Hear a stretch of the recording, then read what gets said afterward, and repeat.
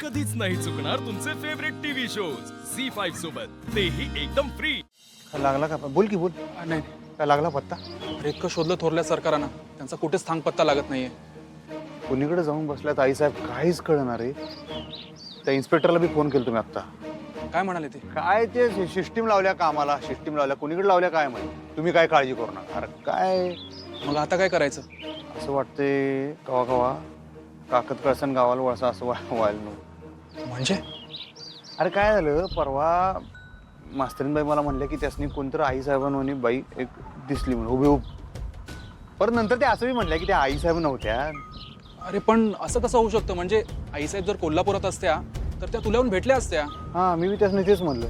त्या इथं येणार कोल्हापुरात आणि मला भेटणार नाही, असं होणार नाही रे. निदान फोन तरी केलाच असतो, आहे की नाही? होय ना. बास झाला असेल त्यासनी. सोड. खरं खरं सांगू काय, मला आतून असं वाटतंय की नाही की मास्तरीनबाईसनी भास झालेला नसू दे, खरंच आईसाहेब असून देत. असं जर झालं ना टेन्शनच जाईल रे. ओंक्या सगळं मी जाऊन त्यासनी घेऊन येतो बघ 0 मिनिटात घराकडे. सून आहेस तू माझी.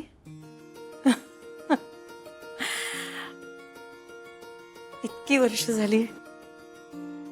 माझा अधिपती खूप मोठा झाला असेल नाही, खूप शिकला असेल. त्याचं लग्न पण झालंय. बोलवा ना त्याला. हा, कधी एकदा भेटते त्याला असं झालंय मला.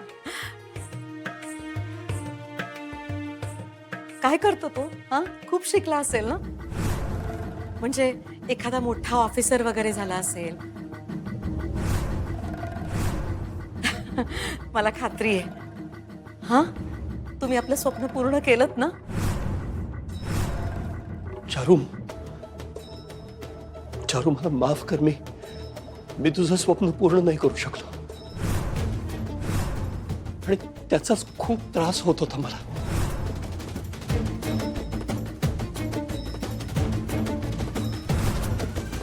अहो, पण मी आता आले ना.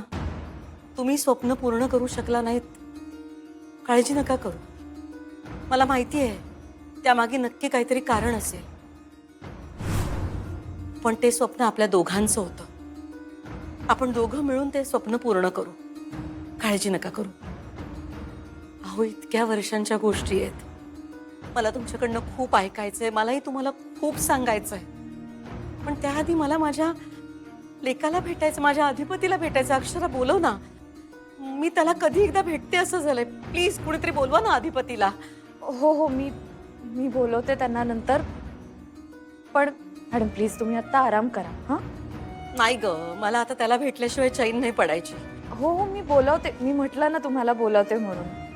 आत्ता तुम्ही दमला ना, आत्ता आराम करा. हां, या माझ्याकडे. या बाबा.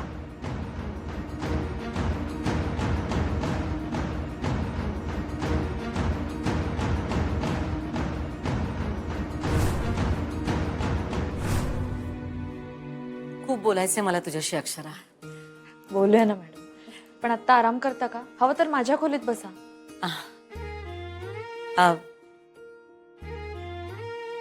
माझी ना एक रिक्वेस्ट होती. मला ना आमची खोली आधी बघायची. रिक्वेस्ट काय मॅडम, तुमचंच घर आहे, दाखवते ना. नाही ग, खूप वर्षांनी मी या घरात परत आले ना. इथे होते तेव्हा या घरातला कोपरान कोपरा मला माहित होता, पण आता काहीच ओळखता येत नाहीये. हे बघा, इथेच आहे. जाऊया. हां, हो जाऊया. तुम्ही बाबांशी बोला ना. मी आलेच 2 मिनिटात.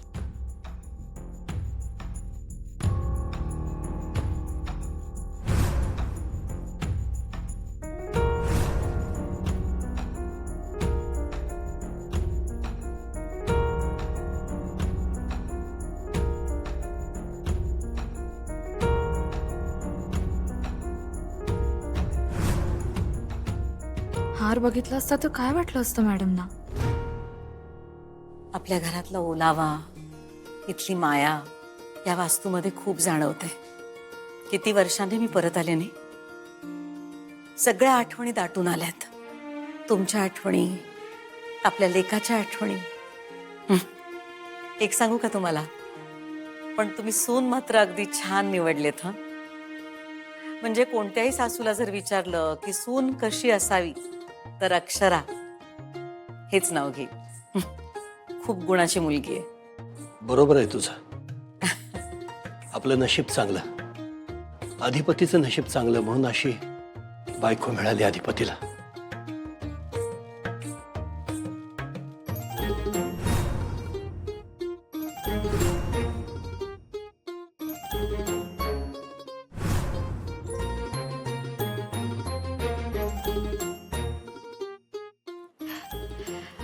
मॅडम तुम्ही जा ना. बाबा तुम्ही घेऊन जा ना मॅडमना खोलीत.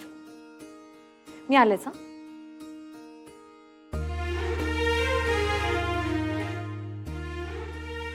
चल.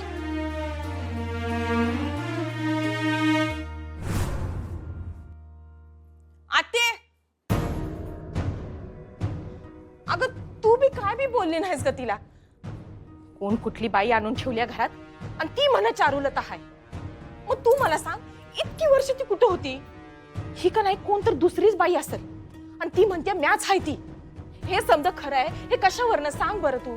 अगं जावई बापू भेटले तिला, बोलले तिच्याशी. मग याच्यापेक्षा मोठी परीक्षा कुठली असणार आहे सांग बघू.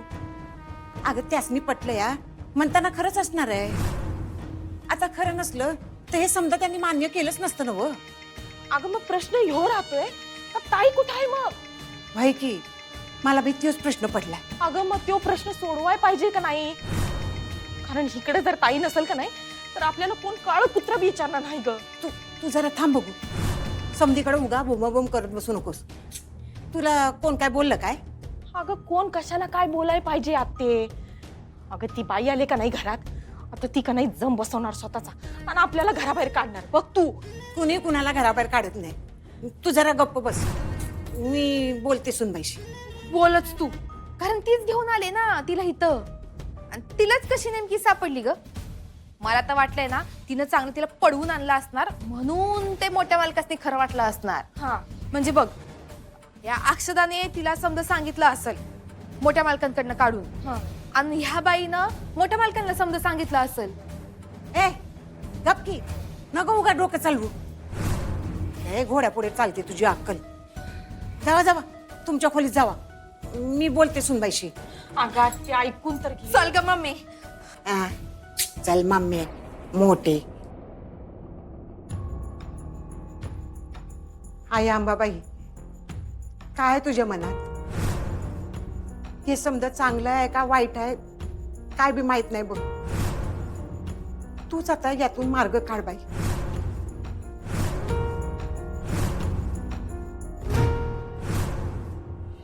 झी 5 ॲप डाउनलोड करा आणि पहा सर्व एपिसोड्स एकदम फ्री.